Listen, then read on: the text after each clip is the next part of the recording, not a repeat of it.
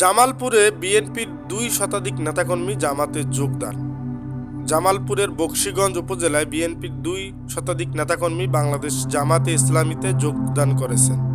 শুক্রবার 6 ফেব্রুয়ারি সন্ধ্যায় বকশীগঞ্জ উপজেলা শহরে বাংলাদেশ জামাতে ইসলামীর দলীয় কার্যালয়ে আয়োজিত এক যোগদান অনুষ্ঠানে নতুন সদস্যদের ফুল দিয়ে বরণ করে নেন জামালপুর 1 বকশীগঞ্জ দেওয়ানগঞ্জ আসনের জামাতে ইসলামের মনোনীত সংসদ সদস্য প্রার্থী অ্যাডভোকেট নাজমুল হক সাইদি।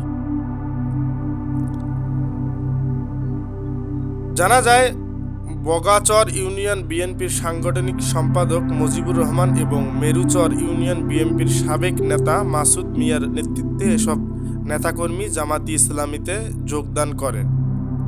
অনুষ্ঠানে আরও উপস্থিত ছিলেন বকশীগঞ্জ উপজেলা জামাতে ইসলামীর সেক্রেটারি মাওলানা আবেদ ইবনে আউয়াল, উপজেলা এনসিপির প্রধান সমন্বয়কারী অধ্যাপক মোসাদ্দিকুর রহমান মানিক, পৌর জামাতের আমির মাওলানা আব্দুল মতিন সহ বাংলাদেশ জামাতে ইসলামী ছাত্র শিবির ও এনসিপির বিভিন্ন পর্যায়ের নেতাকর্মীরা।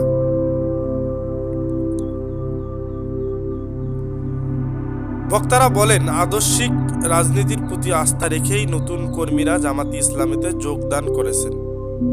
তারা আশা প্রকাশ করেন, নতুন সদস্যদের সক্রিয় অংশগ্রহণের মাধ্যমে ভবিষ্যতের সংগঠন আরও শক্তিশালী হবে। দর্শক, আজকের প্রতিবেদনটি এ পর্যন্তই। যদি ভালো লেগে থাকে তাহলে অবশ্যই আমাদের চ্যানেলটি সাবস্ক্রাইব করে পাশে থাকবেন। ধন্যবাদ।